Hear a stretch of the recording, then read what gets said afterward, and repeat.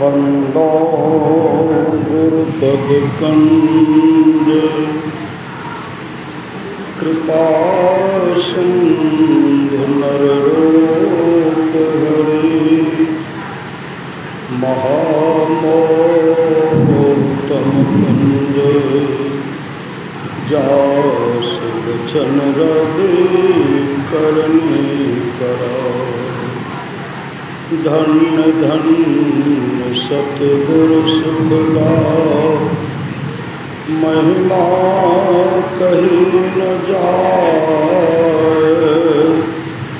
जो कुछ कहूँ तुम्हारी कृपा मोतें कछु न बसाए। अव्यक्त रूप में प्रातः स्मरणीय अनंत श्री देवसित परम पूज्यपाद सद्गुरु महाराज के चरणों में कोटि कोटि नमन। मंचासीन परम पूज्यपाद बाबा के चरणों में कोटि कोटि नमन। विशिष्ट गुरुजन उपस्थित सत्संग प्रेमी महानुभावों माताओं एवं बहनों सभी के अंदर में बैठे हुए परमात्मा को कोटि कोटि नमन। महापुरुष की वाणी है, दो बातन को याद रखे जौ चाहत कल्याण। नारायणिक मौत को दूजो श्री भगवान। सभी की मौत है, दिन न कोई रहने आया है। जगत यह धर्मशाला है, मुसाफिर क्यों भुलाया है। जगत यह स्वप्न की रचना न, इसके हर चिंता कर। सभी परदेश के पंथी तू नाहक मोह जाया है। कुशलक को जब जन्म था तब भजन कर ले नाम का। चलना है दिन जरूरी, घमंड क्या धन धाम का। आँख मुंदो कुछ न तेरा, तन हुआ बिन काम का। नकल एक पुतली बनी है, हार मांसो चाम का। यह भी है दुश्मन भी तेरा, चल गया बिन दाम का। कौरी कौरी जोड़ता होगा करोड़ और शंख का। वह भी गारा छोड़कर भागा था छूछे हाथ का। नाम बिन सब झोर दुनिया, झोर तुम बिन नाम का। धोबी के घर होंगे गधा, मल ढोलो सो शाम का। अंश ईश्वर का तो होकर कर्म करता स्वान का। दास सुमरन ने कहा प्रमाण देकर वेद का। गीतानंद स्वामी कहते हैं, ओ गंगाराम तेरा सुगना पिंजरा पुराना हो गया। तुम बैठा है खामोश, तेरा साथी रवाना हो गया। मौत रूपी बिल्ली बैठी है तेरी ताक में। मोड़ तो पछताएगा, मिल जाएगा जब तो राख में। ओ मुसाफिर कर तैयारी, गाड़ी आने वाली है। तत्काल ही छूट जाएगी, सीटी बजाने वाली है। मौत रूपी डाक गाड़ी जिस समय आएगी, कहे गीतानंद यहाँ की सारी संपत्ति यहीं रह जाएगी। रे मन मुसाफिर निकलना पड़ेगा, काया कोटि को खाली करना पड़ेगा। भाड़े के क्वार्टर को क्या तू संभाले, जिस दिन तुझे घर का मालिक निकाले। इसका किराया भी भरना पड़ेगा, काया कोटि को खाली करना पड़ेगा।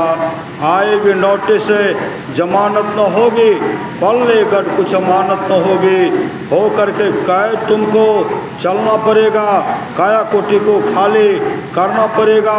मेरी मत मानो, जमराज का मानेगा। तेरा कर्म द्वारा तुझे मार भगाएगा। पापों की अग्नि में जलना पड़ेगा, काया कोटि को खाली करना पड़ेगा।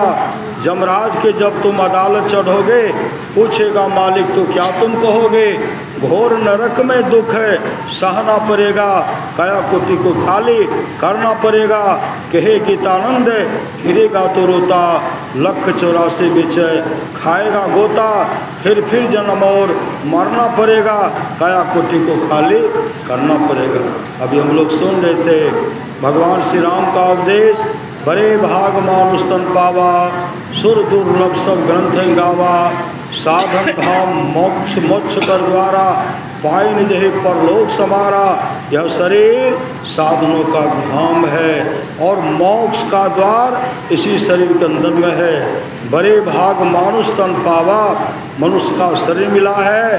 अपने जीवन के बागडोर को संत सदगुरु के हवाले कीजिए। मुस्तैदी के साथ सत्संग नित्य और ध्यान नित्य कीजिए। इहलोक परलोक दोनों मंगल में होगा। गोपी चंद अपने जीवन के बागडोर को संत सदगुरु के हवाले के सत्संग नित्य और ध्यान नित्य करते हुए गोपी चंद मोक्ष को प्राप्त किए। शरीर की नश्वरता पर विचार करते हुए राजा हर्षवर्धन अपने जीवन के बागडोर को संत सदगुरु के हवाले किए और मोक्ष को प्राप्त किए। युवराज भद्रबाहु जलती हुई चिताओं को देखे थे, रोगी को देखे थे, वृद्ध को देखे थे और उनके मन में प्रश्न हो गया। मंत्री को सुकेश से कहते, सुकेश यहाँ बहुत से लोग घेरे हुए हैं, कौन है? कहा मनुष्य मर गया है, उनको जला करके राख कर रहे हैं। युवराज भद्रबाहु कहते, आदमी मरता भी है? कहा हाँ। आदमी वृद्ध भी होता है? कहा हाँ। आदमी को जला करके राख कर देता है? कहा हाँ। युवराज भद्रबाहु कहते हैं, जला करके राख इसलिए करते हैं कि शरीर सुंदर नहीं होगा, शरीर रखने लायक नहीं होगा, इसलिए शरीर को जला करके राख कर देते हैं। है युवराज, है सुकेश, क्या हमारी भी मृत्यु होगी? कहा हाँ, आपकी भी मृत्यु होगी। मन में प्रश्न खड़ा हो गया। वापस गए, भोजन त्याग दिए, खाना पीना छोड़ दिए और भोजन नहीं करते हैं। बड़े महाराज के द्वारा तरह तरह से इलाज कराया गया और ठीक नहीं हुए। तब राजगुरु को बुलाते हैं। राजगुरु बहुत समझाते, कहते हैं युवराज इस तरह रहोगे विशाल राजपाट कैसे चलेगा? युवराज भद्रबाहु कहते हैं,